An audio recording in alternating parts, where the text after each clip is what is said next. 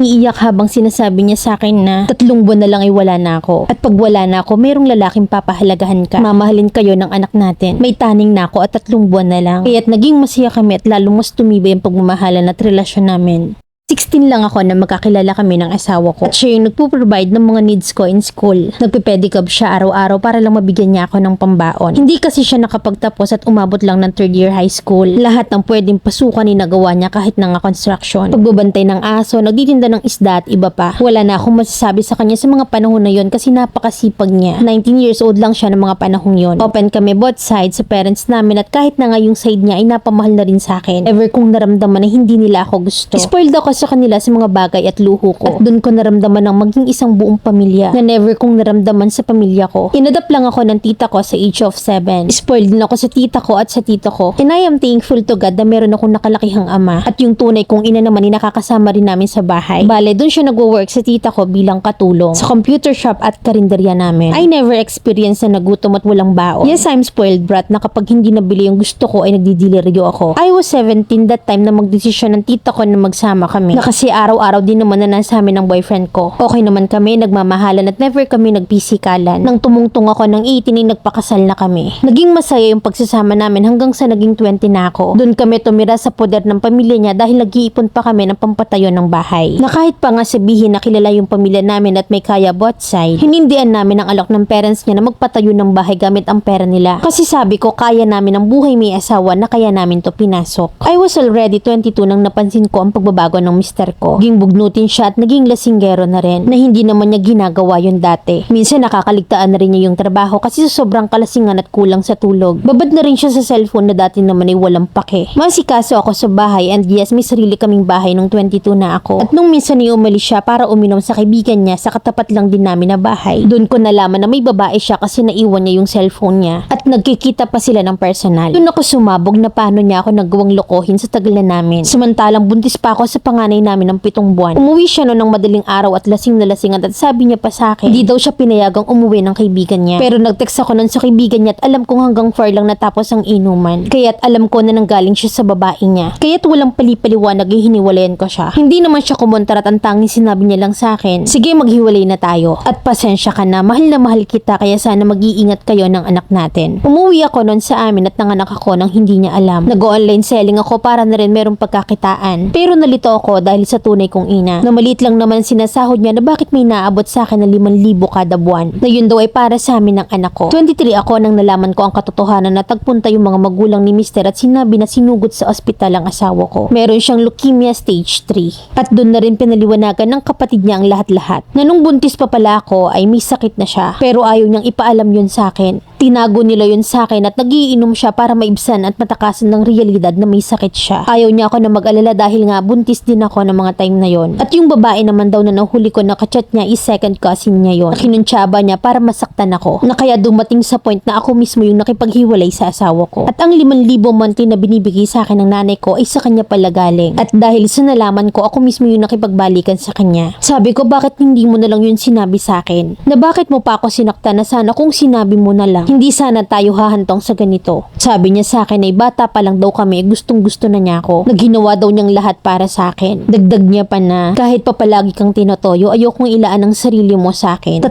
buwan na lang ay mawawala na ako. Kapag wala na ako at merong lalaking papahalagan ka at mamahalin ng anak natin, wag na wag mong papakawalan. May taning na kasi yung buhay ko. Umiiyak siya habang sinasabi niya yun sa akin. At sa loob ng 3 buwan na yun ay naging masaya kami at mas lalong tumibay ang pagmamahalan at relasyon namin. Sa ngayon ay 25 na ako at wala pa rin nalilink na lalaki sa akin. Focus ako sa anak ko at okay pa rin kami ng parents niya. At sa 9 years na pagmamahalan namin, naging masaya ako at natuto sa mga malalalim na bagay. Sabi ko na kahit na 3 months lang ang binigay na Diyos ng extension life niya, ay sapat na yon. Dahil yung 3 buwan na yun ay wala kaming pinalampas. Pinakita at pinaramdam namin ang pagmamahal sa isa't isa. Sana Mamilin, ma-ere mo yung kwento namin ng mister ko. Letter sender, Ren ng Iloilo.